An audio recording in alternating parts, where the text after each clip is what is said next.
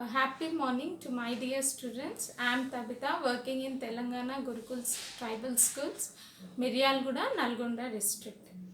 Yes, students, if we see in the previous two sessions, we have dealt about the present tense and the past tense and their types.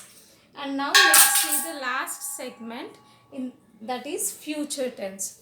And same like the other tenses, the future tense is also further divided into simple future tense, future continuous tense, future perfect tense and future perfect continuous tense. And now let's learn about them.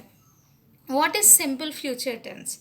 So if you see here, read it here. It is mainly used to talk about the actions which are expected to take place at some time in the future. So these actions will take place in the future, and the structure which we learn is subject plus shall or will plus V1. V1 is nothing but the base root, base verb plus object. Base verb means the simple present.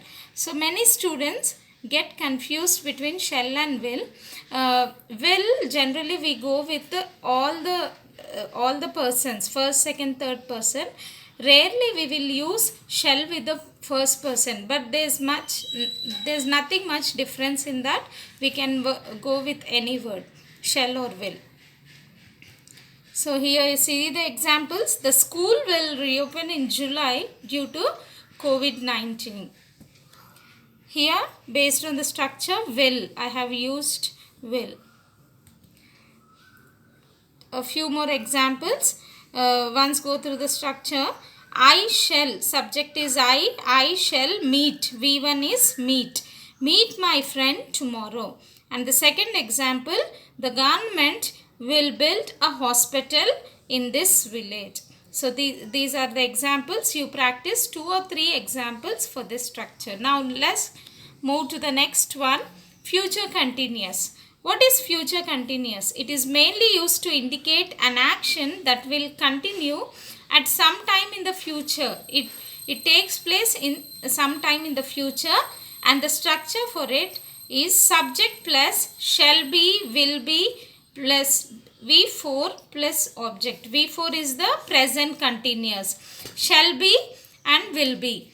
You can use shall be or will be. Here the new thing is we have to add be with shall or will. And you see the examples. We shall be visiting our parents in America next month. So I have added here shall be for future continuous. And the next is I shall be meeting my friend tomorrow. She will be singing a song. So see here, I is the subject or she is the subject. Shall be meeting, will be singing. Now let's go to the third one, the future perfect tense.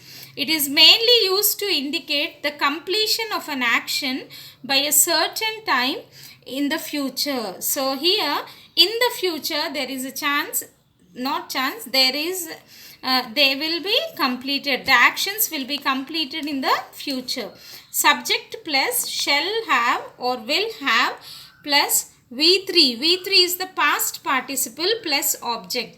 Remember children, wherever in perfect means either in present or past or future, definitely have should be there. If in present, if have is there, in past tense, had should be there. Remember that H. And we will have finished the work by next Sunday. So there is a chance of completion. Maybe today, maybe tomorrow you will be starting the work. It's a chance to complete. By Sunday we will be completing we will have finished the work by next Sunday. And the further examples, I shall have written a letter. I see the structure, shall have written. Written is the V3, past participle. As you learn the verb forms, write is the V1, wrote is the V2, written is the V3, writing is the V4. She will have sung a song. For sing, many will be writing V3 as sang. It's not sang, sung. So these are the examples for future perfect tense. Now let's move the last one. It is future perfect continuous tense. It is mainly used to talk about actions going on over a period of time that will end in the future. So they will be starting in the future the actions, and for a period like telling like 1 year or 10 years or maybe a month, a period of time, and they will be ending in the future. And the structure is subject plus shall have been, will have been plus V4 plus object. See, in the future perfect tense, perfect continuous, we will add shall have been for the subject or will have been. Now let's see the examples. They will have been staying in Mumbai for next 10 years. See here the period of time. The period of time is 10 years. Some family, they went there and they will have, there is a chance they will have been staying there for 10 years.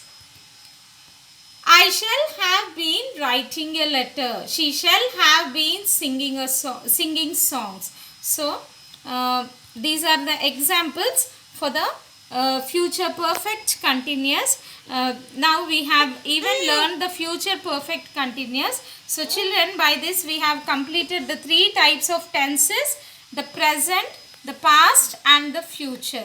Now I believe yesterday in WhatsApp I got many messages that ma'am, we have been practicing the examples. Now please practice the future perfect, future tense also, and all the 4 types. Practice, because tenses are very important, students. Practice all the examples. You frame out 3 examples and convert in all other different structures of tenses.